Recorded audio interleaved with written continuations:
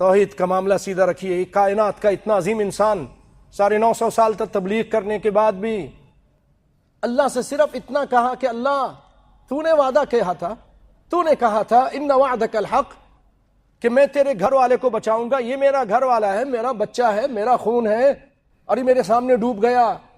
نبی کے سامنے بیٹا ڈوب رہا ہے، نبی اس کو بچا بھی نہیں سکتا. اختیارات کس کے پاس ہیں؟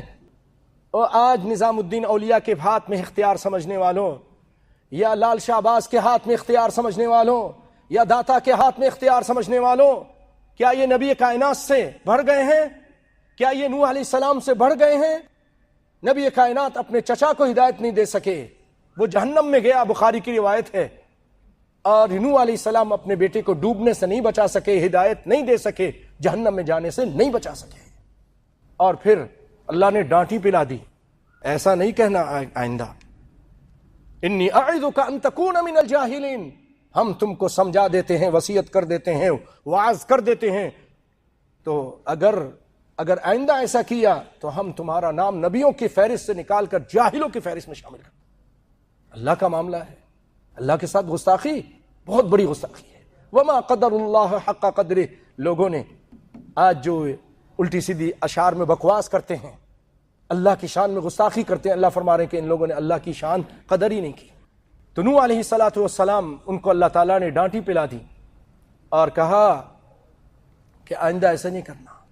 انی اعظک ان تکون من الجاہلین ان ابنی من اہلی وان وعدک الحق وانت احکم الحاکمین قال انہ لیس من اہلک انہ عمل غیر صالح.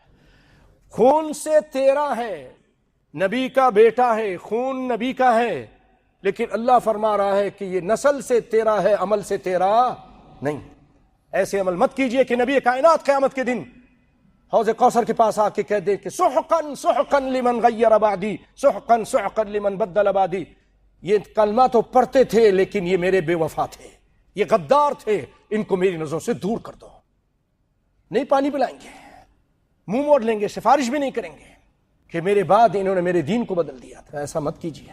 تو کیا کہا نوح علیہ السلام نے جب یہ اللہ نے ڈانٹی پلا دی؟ تو اس وقت کہا وَإِلَّا تَغْفِرْ لِي وَتَرْحَمْنِي، اے اللہ اگر تو نہیں معاف کرے گا اور مجھ پہ رحم نہیں کرے گا تو میں تو نقصان اٹھانے والوں میں سے ہو جاؤں گا. فوراً اللہ کی طرف رجوع کیا، فوراً استغفار کرتے ہیں، تغفر لی وترحمنی،